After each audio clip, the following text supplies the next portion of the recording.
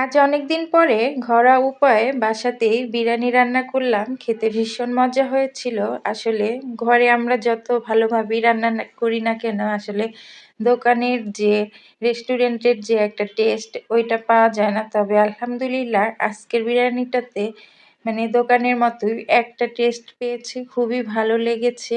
আর আপনারাও দেখতে থাকুন আমি ঘরোয়া উপায়ে একদম অল্প সময়ের মধ্যে ঝটপট কিভাবে বিরিয়ানি রান্না করি। তো হ্যালো এভরিওয়ান, আসসালামু আলাইকুম। সবাই কেমন আছেন? আশা করি আল্লাহর রহমতে সবাই ভালো আছেন। আমিও ভালো আছি আলহামদুলিল্লাহ। কাছে কিংবা দূরে, দেশ কিংবা দেশের বাহির থেকে যারা এই মুহূর্তে আমার ভিডিওটি দেখছেন প্লিজ একটি লাইক দিয়ে কন্টিনিউ করবেন। আর যারা আমার ইউটিউব চ্যানেল থেকে দেখছেন প্লিজ সাবস্ক্রাইব করে পাশে থাকবেন। তো এখানে আমি বিরিয়ানি রান্না করার জন্য অনেকটা তেল দিয়েছি, তারপরে পেঁয়াজ আর কি ভেজে নিয়েছি। তারপরে এখানে আমি একটু আদা রসুনের পেস্ট, জিরার পেস্ট দিয়ে দিয়েছিলাম। তারপরে বিরিয়ানির মশলাটা দিয়ে এখানে ম্যারিনেট করা মাংসগুলো আর কি আমি দিয়ে ভালো করে কষিয়ে নিব। যতক্ষণ না ভালো করে কষানো হচ্ছে ততক্ষণ কষাতেই থাকবো। আসলে রান্না করা হচ্ছে একটা আর্ট। রান্নাটা হলো নিজের মনের ভিতর থেকে আসে, কিভাবে রান্না করলে মানে ভালো লাগবে, খেতে মজা হবে, এটা একদম নিজের মন থেকে আসে। এটা আসলে কেউ বলে কয়ে দিতে পারে না। আসলে রান্নার বিষয়টা একদম নিজের মনের গভীর থেকেই চলে আসে। তারপর আমি এই যে পোলার চালটা দিয়ে ভালো করে ভেজে নিব। যতক্ষণ পর্যন্ত না চালটা ভাজা ভাজা হয় ততক্ষণ পর্যন্ত আমি ভাজবো।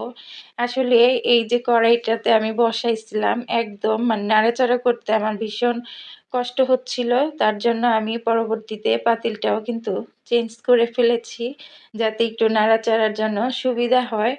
আমি আর কি চালের মাপটা নিতে পারি নাই যে এত বেশি হয়ে যাবে অবশ্য। তারপরে আমি পরবর্তীতে এই পাতিলটা চেঞ্জ করে একটা বড় পাতিলে নিয়েছিলাম। কিন্তু আসলে কি জানেন কি যে মানে বিরিয়ানিটা অনেক মজা হয়েছিল খেতে। আর এভাবে একদম ঝটপট কিন্তু বিরিয়ানি রান্না করা যায় যদি ১ প্যাকেট বিরিয়ানির মশলা আপনার বাসায় থাকে, তাহলে আর তো কোনো কথাই নেই। আপনি চাইলেই কিন্তু অল্প কিছু মাংস দিয়ে এবং ১ প্যাকেট বিরিয়ানি মশলা দিয়ে আপনি ঘরোয়াভাবে একটা বিরিয়ানির স্বাদ পেতে পারেন।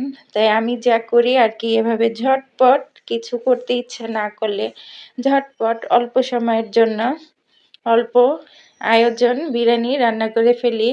আর বাসার সবাই আসলে সত্যি খুব পছন্দ করে বিরিয়ানিটা। আমিও তাদের মন রক্ষা করতে মাঝে মধ্যে করে থাকি। তো আমার ভিডিওটি আপনাদের কাছে কেমন লাগলো জানি না, তবে ভালো লাগলে প্লিজ সবাই পাশে থাকবেন আর সাপোর্ট করবেন আর আমার জন্য দোয়া করবেন। আসলে পেজটা খুলেছিলাম অনেক আশা নিয়ে, যাই হোক অনেক সময় আর কি পেজে ভিউ না হওয়ার কারণে মনটাই উঠে যায় একদম, মানে পোস্টই করতে ইচ্ছা করে না। তারপরে না চাইলেও অনেক সময় করতে হয়, করিও, কিন্তু একদম মন উঠে গেছে। এত দিন ধরে কষ্ট করছি, কোনো ভালো কিছু ফলাফল পাচ্ছি না কিংবা কোনো ভালো রেজাল্ট পাচ্ছি না, তাই আর কি মনটা একদম মাঝে মধ্যে খুবই খারাপ হয়ে যায়। তাই কি আর করব, তবুও কাজ তো করতে হবে, যেহেতু একটা চাকরি নিয়েছি আর এই চাকরিটা তো আমি নিজে ইচ্ছা করেই নিয়েছি, তাই পোস্ট করতে থাকি। আল্লাহ চাইলে একদিন না একদিন ভালো কিছু ফলাফল পাবো। তো এই তো রান্না কিন্তু অলমোস্ট কমপ্লিট, তো দেখতে থাকুন। এই তো আমার রান্না শেষ, এবার খাওয়া দাওয়াতে চলে এসেছি। সবাই ভালো থাকবেন, সুস্থ থাকবেন। এই পর্যন্তই, আর বড় করব না। তো আল্লাহ হাফেজ, আসসালামু আলাইকুম।